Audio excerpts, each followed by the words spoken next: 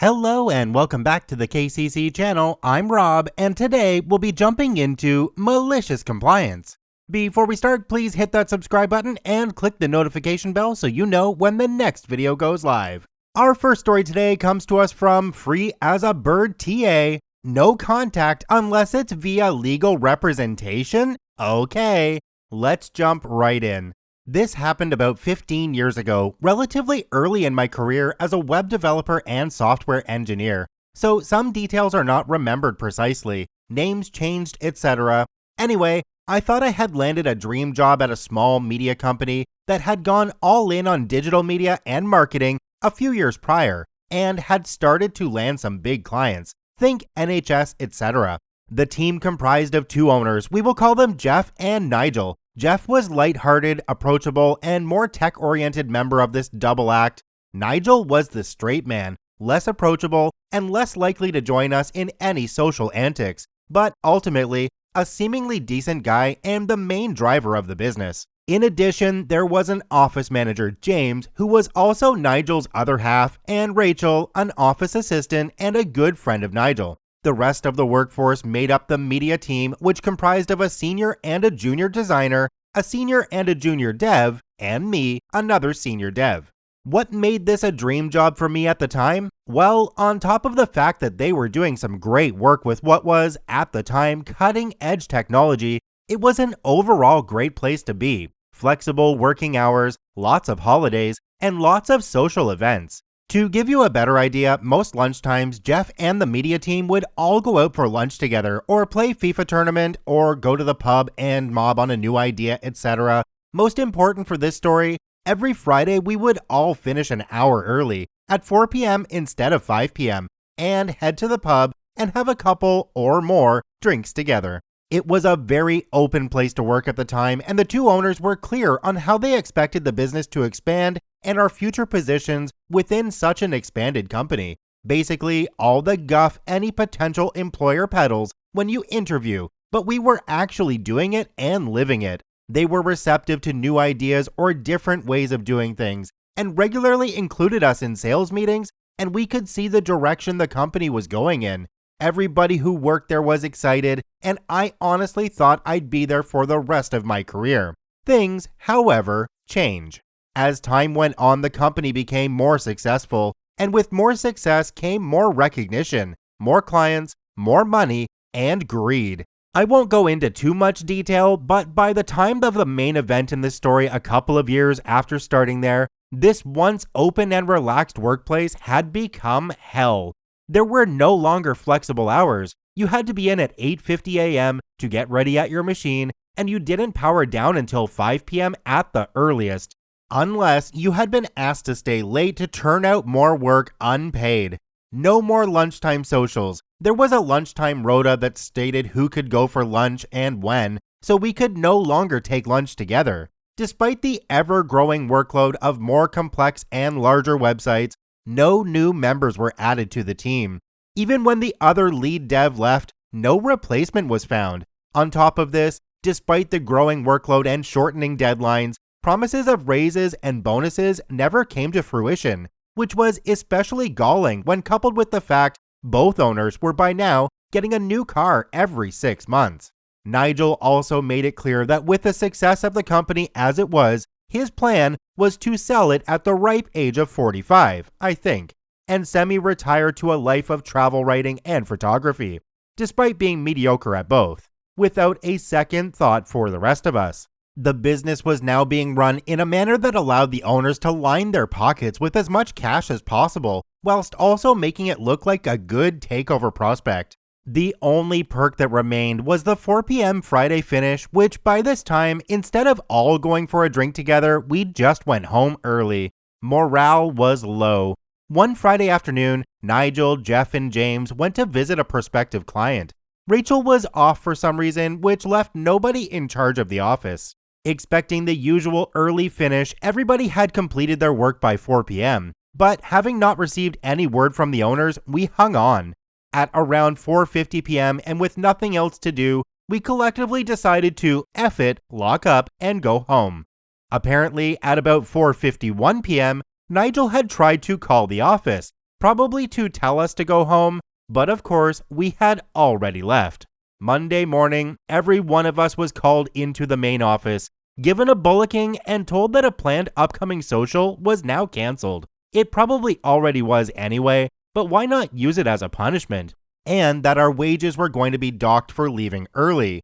Now, here in the UK, it is naughty to make deductions from a salary unless it is for some legally mandated reason, taxes, national insurance, student loan, etc., or unless the employee has given explicit written permission.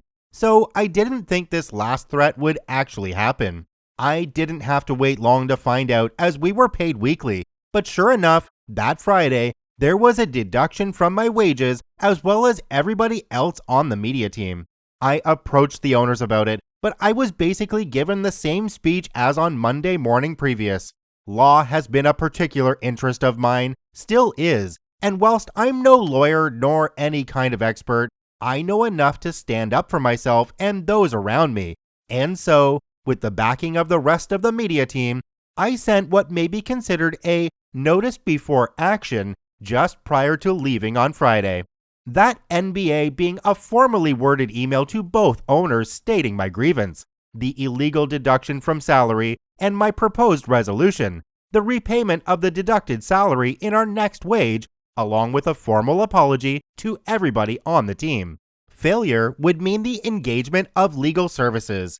On Monday morning, the owners arrived late, and instead of Nigel's customary visit to the media room to ask how we were, make sure we were slaving away, they both retreated directly to their office and shut the door. This was shortly followed by an email to us all stating that due to my threat and after taking legal advice, they had been told to cease direct communication with any of us until the matter was resolved. The resolution they wanted now being a full apology by me to them and the agreement that salary should remain deducted.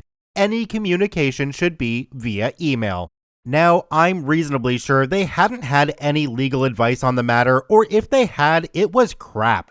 Firstly, a decent solicitor would have told them they were idiots for doing what they did and to give the money back and apologize.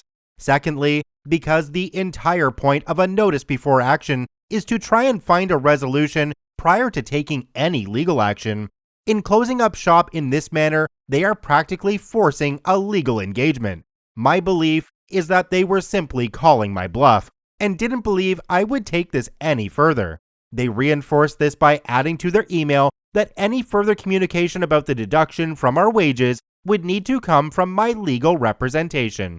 I, of course, was not bluffing and complied with their request. What they didn't know was that a member of my family was not only educated in employment law, albeit not an actual solicitor, but also a union representative at another company. So by the end of the day, a legally drafted letter arrived on the owner's desks, laying out the illegalities of what had happened, as well as the expected timeline of events going forward. Within 30 days, I think, we were to have had a formal meeting between the owners and myself, with me entitled to legal representation present in that meeting, and with the expectation that my demands in the NBA were to be met as they had no defense. Should that not occur, this would be going to a tribunal or maybe even full court with the company liable for expenses.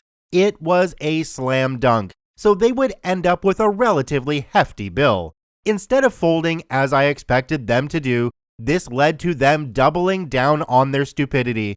Their door was permanently shut, with very little direct communication between the whole media team and the owners, with it mostly being done by email or via Rachel and James. At this point, Rachel and James, who were obviously on good terms with Nigel, became openly hostile towards me. For a small example, Rachel would make everybody in the office a coffee in the morning. Now it was everybody except me. Seemingly, neither the owners nor Rachel and James seemed to know or understand that I had the full backing of the rest of the team. They didn't have the know-how or the will to fight it themselves, but they were aware of the downhill direction in the working environment and that my actions were preventing the owners from further taking the piss in the future. Now the environment had become exceptionally toxic and nobody wanted to be there. They and I started actively looking for different employment. If I remember correctly, An extension was requested and granted, but the deadline for the aforementioned meeting came and went. So, my representative sent another formal letter to my employers, stating that we would be going to tribunal. It also now stated that I would be leaving the company immediately, and I would be claiming constructive dismissal due to the actions of the owners, James and Rachel, which had all been logged over the previous weeks. The only result of the extension they requested being an extra few weeks of workplace bullying logged. Receiving all this was the last straw, and their resolve was broken. An apology was sent via email along with the promise that the money would be returned in our next paycheck. I'd had enough, however, and I immediately handed in my notice, which I believe was 4 weeks. I hadn't found another job, but I had decided to move to the city anyway and go freelance. Before my notice period ended, the junior designer also handed her notice in, also to go freelance, and within a few months of me leaving, the junior dev and the senior designer had done the same. The business owned by Jeff and Nigel was essentially dead, with many of their existing clients seeking us out to continue doing work for them on a freelance basis. I learned that Jeff and Nigel eventually had a falling out, with Jeff resigning as a director and becoming CTO at another tech company. Nigel renamed and rebranded the old company and attempted to carry on somehow, but to this day, the examples of work on their webpage are still the ones we made 15 years ago. Most of them aren't actually his clients anymore or are defunct. I also later learned, as we had all suspected, that Jeff wanted nothing to do with the wage deductions, etc., although I'm not sure how hard he fought against it. Although I've not physically met them since the day I left, I am connected to everyone in the media team and they are all doing well. Jeff also reached out a few years later and he is doing well too. As for Nigel, James, and Rachel, I have no idea. Rachel was close to retirement anyway, so I guess she was reasonably fine. Looking at the public details of the business Nigel now owns, it's clear that none of them makes any money, and his travel and photography blogs stopped being updated a few years ago.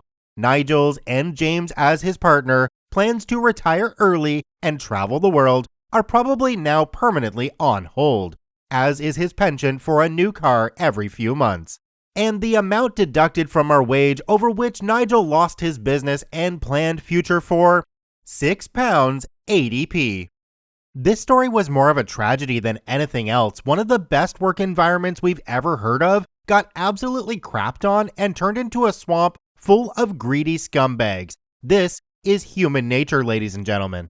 Thank you to OP for posting their story in the Malicious Compliance subreddit. They are linked in the description down below. Please go check them out. Check out one of these other videos, and if you haven't yet, please hit that subscribe button for more daily Reddit stories.